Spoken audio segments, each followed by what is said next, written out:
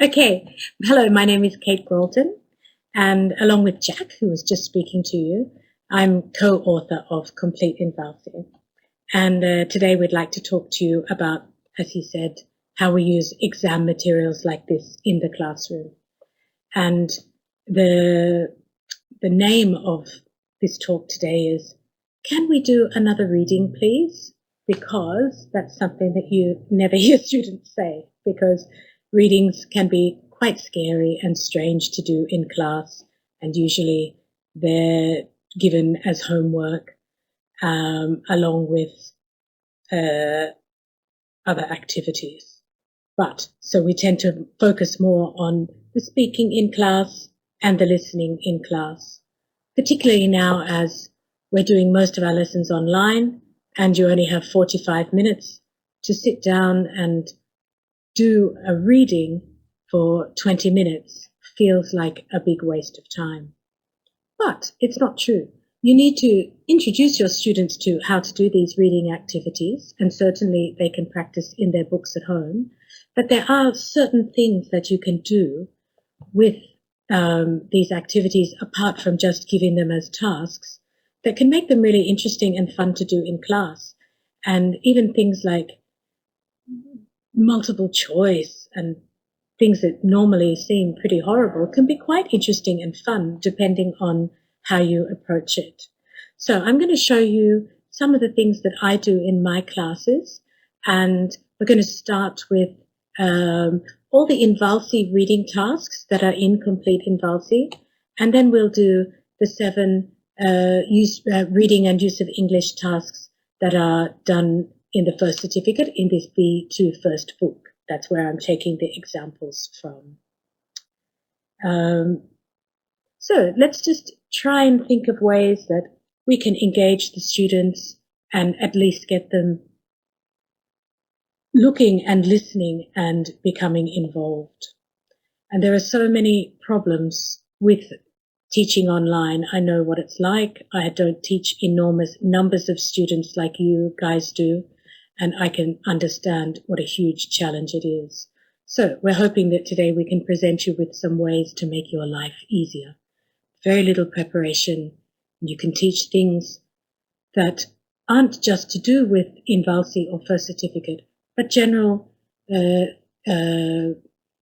that are on the syllabus, grammar points, phrasal verbs, etc., that you come across while you're doing it. So you don't have to sit back and prepare it. You can just do them as they come up. Let me just go to the first page. Okay, so this is the first one. It's not actually B2 level, this first multiple choice. There are 2 multiple choice readings that could come up in INVALSI, and one of them is a B1 and one of them is a B2. Now this one, the Tomb of an Anglo-Saxon Prince, is the B1 version. So I know you can't read it like this. I just wanted to show you the page as it is, just so that you can get an idea of what it generally looks like. And then it comes with a 0 question and 7 multiple choice questions. So what I'm going to do today is show you how you can just take a piece of a reading and show it like this.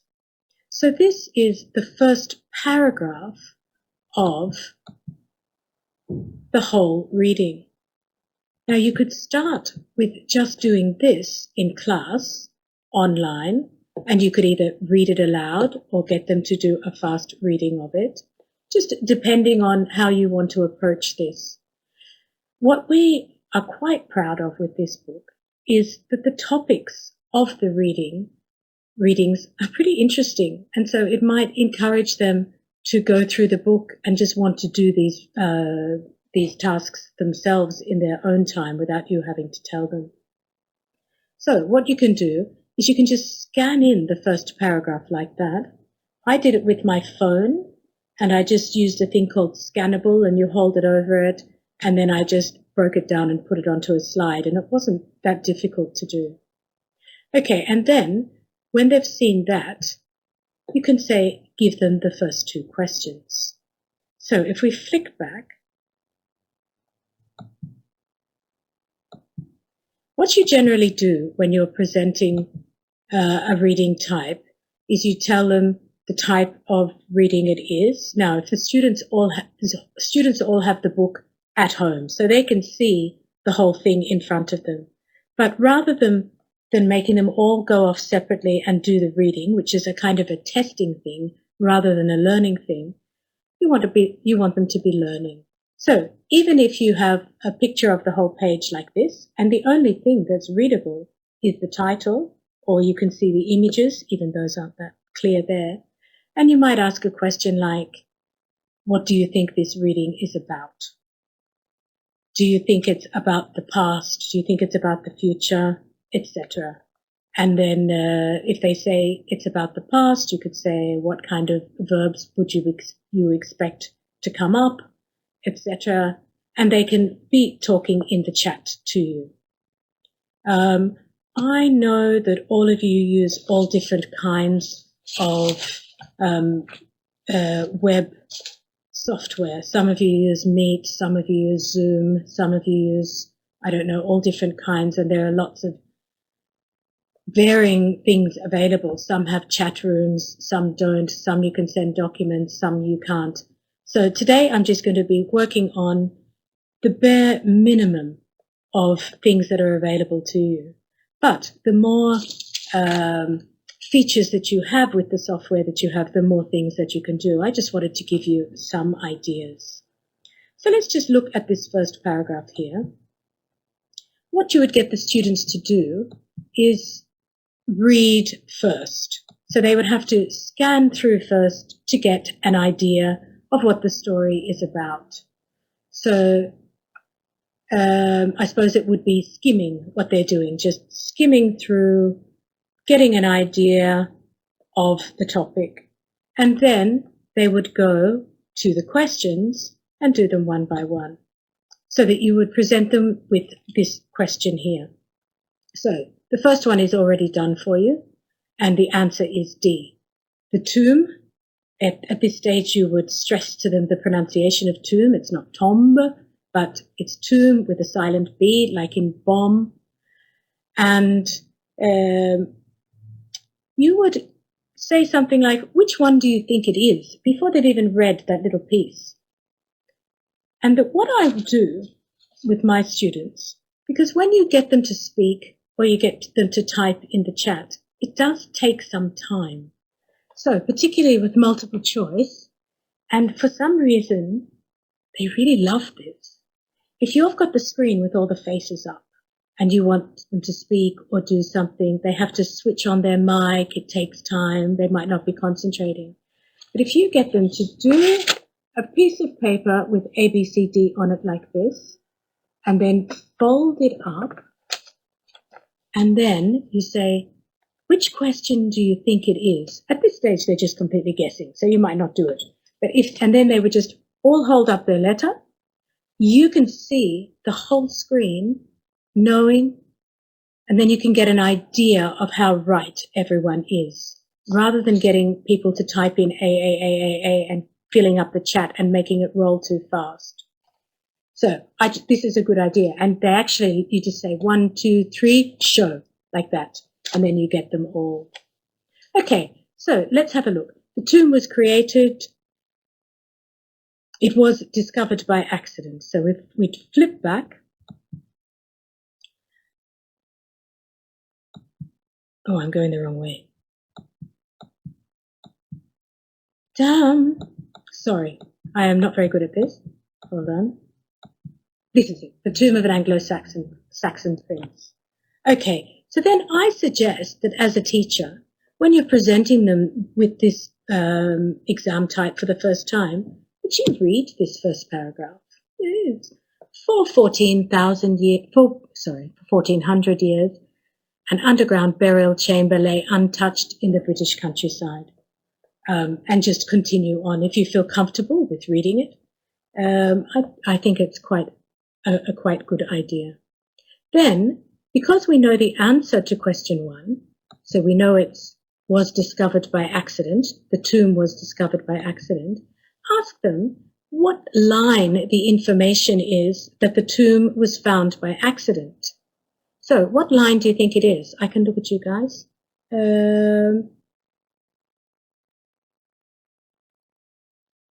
What line? Tomb was found by accident.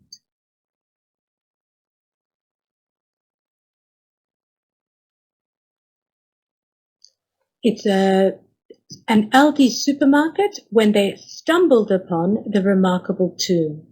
Now, so you've got an idea of this paragraph here. So you've read it together and you know where the answer is for the first question. But you could also say, aha, in this paragraph, there are two very interesting phrasal verbs. One of them is stumbled upon. Thank you. Thank you, Taliazuki. And then there's another phrasal verb. Can anybody see it? Where is it? I noticed it before.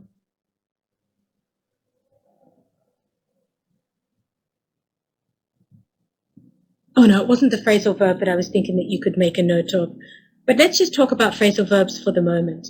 Now, what they should do when they're studying, and learning phrasal verbs is quite difficult. Every time they come across one in these texts, you should get them to write it down in their phrasal verb notebook, which they all should have, where they write the phrasal verb, and then on the next page, they write what it is in Italian. So then, they're not written together, but they're written on either side of the page so that they can look at the Italian and think, what is the phrasal verb for that in Italian? Because they're so different from English that it's quite a good way for them to learn them. And then you can get them to use them in a sentence. So you can say, what do you think stumbled upon means?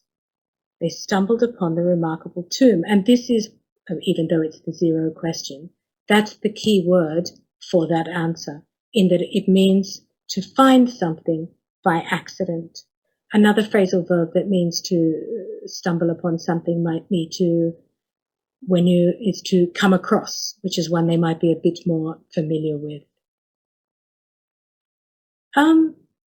Yes, I would recommend making lists of phrasal verbs in professional high school, because it's something that you can't, it's not something you can really academically learn. The learning of phrasal verbs is learning like you learn when you're a child. So it has to be something that you picture in your mind of what the actual phrasal verb does. I don't think you can learn them by heart. That's why they're so difficult. Come across. Thank you, Olivia. So anyway, let me go to the next question, because you're probably familiar with this paragraph now. The person who had been buried, A, was almost perfectly preserved, B, had completely disappeared, C, had disappeared except for tooth fragments, or D, was easily identified. Everyone is saying it's C. Okay, so we flip back. Had disappeared except for tooth fragments. And here we look here. Where is it? Where are the tooth fragments? The body of the occupant had long dissolved due to the acidic soil in this part of the UK. Only tiny fragments of tooth enamel were left behind. Okay. So that's how you do that one. So let's have a look at the next.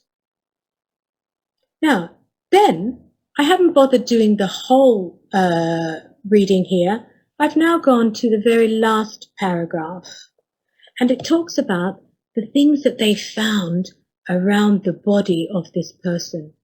Now, at this stage, we know that there's no body left. There's only the tooth fragments. They managed to work out some very interesting things.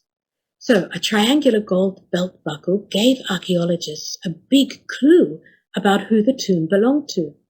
The buckle, along with weapons, including swords, and then at this stage, you might note the pronunciation of swords, that the W is silent. With weapons, including swords, found at the site, suggest a man was buried there, not a woman. And then you might say to them, why would swords suggest a man instead of a woman? And they could say, because men were fighting in battle and women didn't use swords. The researchers also excavated 2 gold crosses, which suggests that the man buried at the site was a Christian, and they think that the 2 gold crosses were probably placed over his eyes. Based on where the tooth fragments and belt buckle were found inside the tomb, scientists estimate that the prince was about 172 centimeters tall. So it's the difference between the teeth and the belt buckle, I suppose. The height indicates he was an adult or an adolescent. The researchers think that the prince may have been buried with a gold coin in each hand, with one hand on his chest and the other lying by his side. Now, can you see that there are 2 references to gold here, which can be confusing? So we've got the 2 gold crosses and the gold coin. So if we go to the question, the prince was probably buried with a gold cross in his hands, gold crosses over his eyes, gold coins on his eyes, or the rest of his family. Now we know that he was buried alone. So which one is it? And you can get them to hold it up. You ready, set, go? It's B. Excellent. You're really good. Thanks for doing this. I've done other webinars like this, and some of the teachers refuse to answer. It makes it so much easier for me when you're so good at this. Okay. All right. So, and then you would go on and do the next one.